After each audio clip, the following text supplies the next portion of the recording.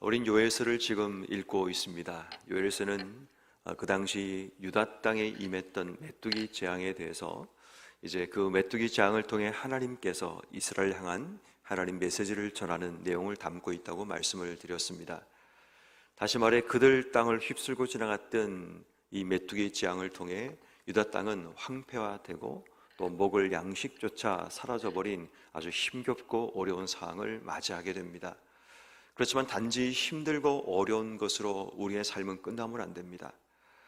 그 상황을 통해서 하나님께서 우리에게 무엇을 말씀하시는가를 듣는 것이 중요합니다. 그래서 하나님께서는 유다 땅에 이 메뚜기 재앙을 통해서 하나님의 날에 대한 부분을 이스라엘 백성들에게, 유다 백성들에게 경고하고 있는 내용이 지금까지 읽었던 말씀입니다.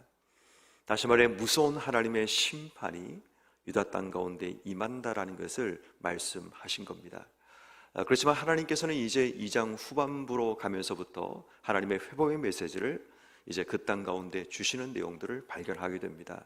그렇지만 하나님은 너희들을 회복할 것이다. 그래서 우리가 2장에 옷을 찢지 말고 마음을 찢고 여호와께로 돌아오라고 하나님의 이 요엘서의 핵심 메시지가 바로 거기에 담겨 있습니다.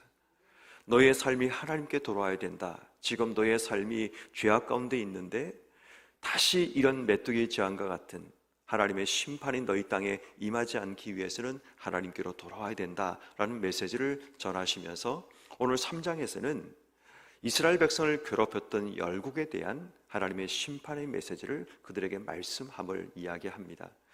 다시 말해 여호와의 날, 하나님의 날이라는 것은 한편에서는 우리에게 무서운 심판의 날이기도 하지만 다른 한편에서는 하나님의 구원의 날이기도 하다는 것을 우리가 발견하게 됩니다. 그래서 오늘 본문 2절 말씀에 보면 내가 만국을 모아 여호사밧 골짜기로 내려가서 내 백성, 내 기업인 이스라엘을 위하여 그들을 심문하리라 라고 말씀하고 있습니다. 다시 말해 오늘 성경 말씀은 하나님이 열방을 법정에 세우시고 하나님께서 친히 그들이 행했던 악에 대해서 심판하시는 그런 내용들을 보게 됩니다. 이 열방들을 하나님께서 심문하시는 그런 내용이 등장하는데 이스라엘을 괴롭혔던 그들의 괴롭힘에 대한 심문입니다.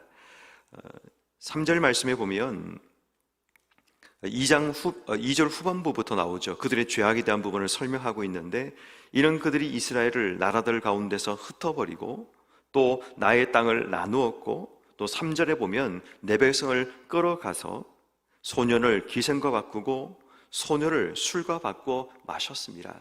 그들이 행했던 악에 대해서 비유적으로 설명하고 있는 모습을 보게 됩니다. 또 5절 말씀에 보면 너희가 내 은과 금을 빼앗았고 나의 진귀한 보물을 너희 신전으로 가져갔고 6절에 보면 유다 자손과 예루살렘 자손을 헬라 족속에게 팔아버렸고 그들의 영토에서 멀리 떠나게 하였다라고 말씀하고 있습니다.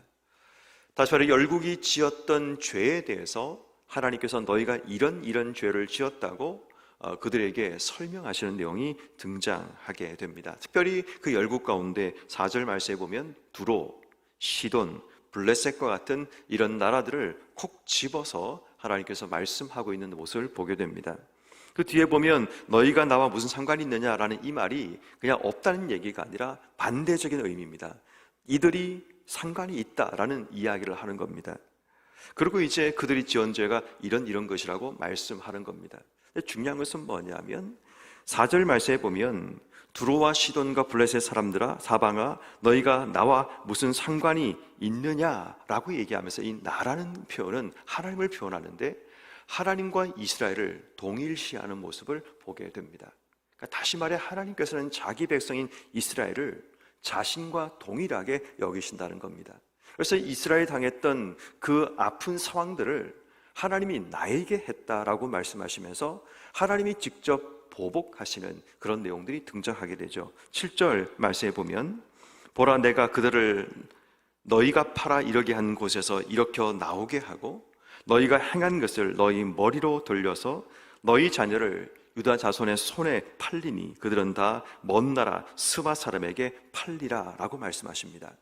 하나님의 보복이 등장하는데 그들이 행한 대로 하나님도 똑같이 그들에게 갚아주겠다, 행한 대로 갚으시는 그 하나님의 심판에 대한 부분이 오늘 본문 속에 등장하고 있습니다.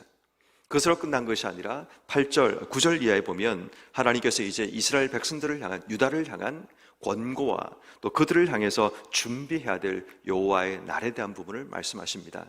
아까도 말씀드렸지만 여호와의 날은 하나님의 심판의 날이고 동시에 유다를 향한, 이스라엘을 향한 하나님의 구원의 날이기도 합니다. 그래서 하나님께서는 이스라엘 백성들, 유다 백성들을 구원하시기 위해서 이제 여호와의 날을 선포하시는 겁니다. 그래서 9절 말씀에 너희는 전쟁을 준비하고 용사를 격려하고 병서로 가까이 나와서 올라올지어다. 너희는 보습을 쳐서 칼을 만들어 전쟁을 준비해야 된다. 여호와의 날을 준비해야 된다라는 메시지를 지금 그들에게 주시고 있는 것을 보게 됩니다. 11절 말씀에 보면 사면의 민족들아 너희는 속히 와서 모일지어다. 여호와여 주의 용사들로 그리로 내려오게 하옵소서. 유다와 이스라엘은 아무런 힘이 없지만 하나님께서 민족들을 모으시고 주의 용사들을 모으시는데, 학자들은 여기서 말하는 주의 용사들을 하늘의 천군이라고 얘기합니다. 하늘의 천사들까지 하나님께서 동원하셔서 자신의 백성 이스라엘을 위하여 보복하고 그들을 향해 하나님의 일들을 행하신다라는 것을 말씀하고 있다는 겁니다. 다시 말해 하나님께서는 이스라엘이 느꼈던 그 고통과 아픔을 하나님이 똑같이 그들과 함께 느끼시고 함께 분개하시며 이러한 일들을 행하고 있다는 사실을 보게 됩니다. 12절 말씀에 보면 내가 거기 앉아서 사면의 민족들을 다 심판하리라.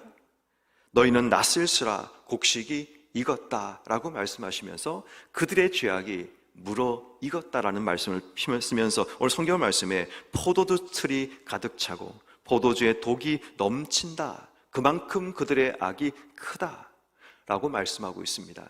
다시 말해 악이 시장 가운데 너무 넘쳐나는 그런 쌍이 되었고 이제 하나님께서 심판하신다라는 것을 보게 됩니다. 결국 하나님이 오늘 성경 말씀 2절에 심문하시고 8절, 7절 말씀에 보복하시고 그리고 12절 말씀에 심판하신다라는 메시지를 우리에게 주고 있습니다.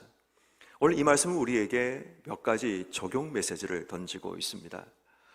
어쩌면 이 말씀은 우리에게 참 무서운 말씀이기도 합니다. 두려운 말씀이기도 합니다. 그렇지만 한편으로는 하나님 백성들을 위해서 하나님께서 마음속에 희망과 용기를 주시는 말씀이기도 합니다.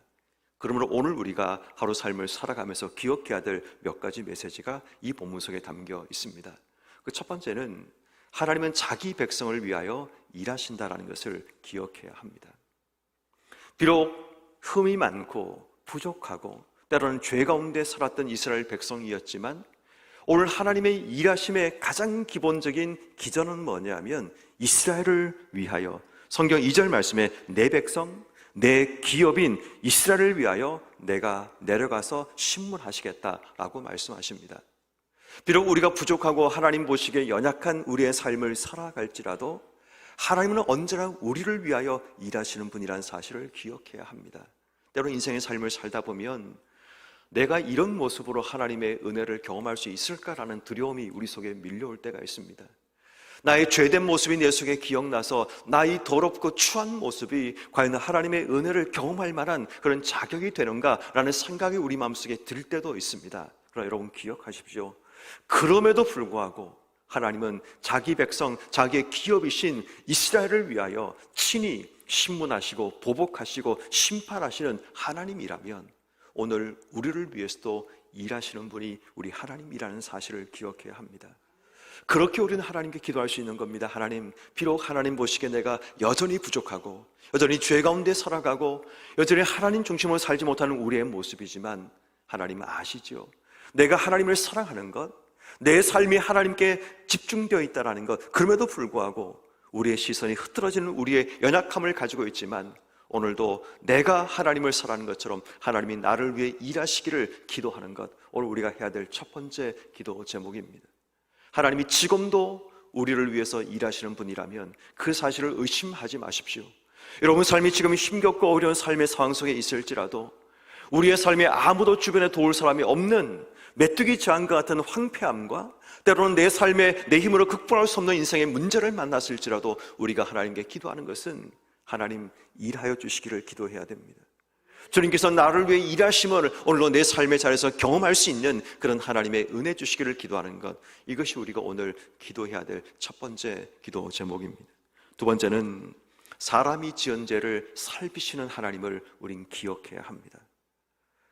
만국들이 이스라엘을 위해서 행했던 그 죄악 종목 하나를 하나님이 다 곱고 계신다는 사실을 기억해야 됩니다. 우리가 지었던 죄도 마찬가지입니다. 우리가 하나님께 지었던 죄도 하나님이 지금도 살피시고 기억하고 손을 꼽고 계신다면, 오늘 우리가 하나님께 기도해야 될 중요한 두 번째 기도 제목은 하나님을 두려워하며 하나님을 의식하며 살아가는 삶을 살아가기 위해서 기도해야 합니다. 철저하게 우리가 지은 죄는 하나님께 회개해야 됩니다. 그리고 또다시 그러한 죄를 반복하지 않기 위해서 하나님의 불꽃 같은 눈이 오늘도 내 삶을 살핀다는 사실을 기억하고 우리의 행동 하나, 우리의 말 한마디 한마디에 신중을 기하고 조심해서 주신 삶을 살아가야 합니다.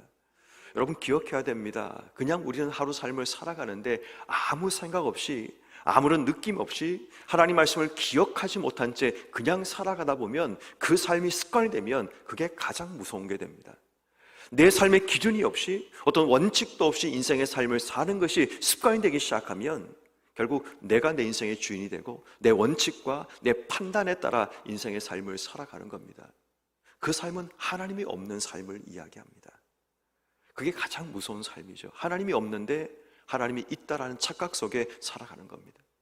하나님 말씀이 내 삶의 원칙과 기준이 아닌데 내가 하나님을 믿고 있다는 이유 하나 때문에 하나님이 내 삶을 인도할 거라는 그런 삶을 살아가는 겁니다.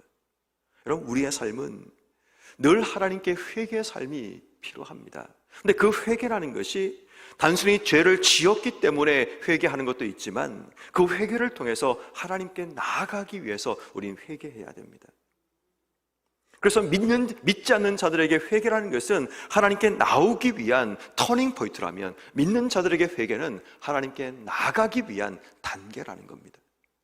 오늘도 하나님께 우리가 나가기 위해서 먼저 하나님께 회개로 나가야 됩니다.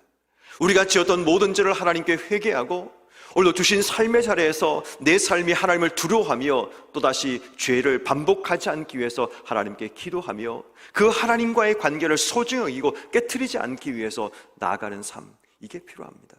하나님이 귀하다고 얘기하면서, 하나님이 소중하다고 얘기하면서 자꾸만 그 관계를 깨트려 나가는 삶은 그 관계를 소중히 여기지 않는 삶의 모습입니다.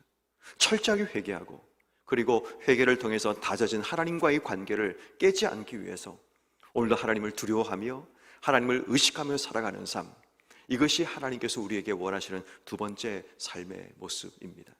마지막 세 번째는 우리의 행한 대로 심판하시는 하나님을 두려워하며 살아가셔야 됩니다. 우리의 행한 것에 대해서는 반드시 하나님의 징벌이 있습니다. 믿는 자라도 그렇습니다. 믿지 않는 자들은 마지막 하나님 앞에 심판을 받게 되지만 믿는 자들은 이 땅에서 하나님의 징벌을 받게 됩니다. 왜냐하면 돌이켜서 하나님께 나가야 되기 때문입니다. 그러므로 우리의 모든 죄가 그냥 사라지는 것이 아닙니다. 그러므로 철저하게 우리의 삶에 행한 대로 징벌하신 하나님을 기억하셔서 오늘 주신 삶의 자리에서 하나님을 두려워하며 살아갈 수 있는 우리의 삶이 되기 위해서 기도해야 됩니다. 특별히 우리의 마음이 자꾸만 굳어지고 완악해지는 그런 일들이 예수를 믿고 살아가도 세상 속에 살다 보면 자꾸만 반복되는 삶입니다.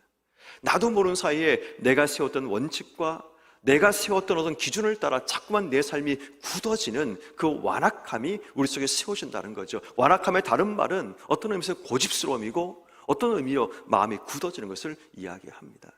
그러나 오늘 하루 우리의 삶이 하나님의 심판 앞에 서야 된다는 것을 기억하며 하나님을 두려워하며 이 땅의 삶을 사는 우리의 마음이 절대로 딱딱하게 굳어져서 내 원칙과 내 생각대로만 살지 않도록 늘 하나님 앞에 열린 마음을 가지고 하나님이 누구를 통해 나에게 어떻게 말씀할지 모르니까 늘 귀를 열고 마음을 열고 주의 종이 듣겠다라는 사무엘의 기도처럼 하나님 앞에 귀를 기울이는 그런 영적인 자세가 필요한 겁니다. 그러므로 오늘 주신 말씀처럼 때로는 우리 인생 가운데 내가 당했던 어려움과 문제로 인해 심히 두려움과 공포를 느끼고 여호와의 날에 대한 두려움이 있을지라도 오늘 우리가 먼저 기억할 것, 여호와께서 나를 위해서 지금도 일하신다는 사실을 기억해야 됩니다.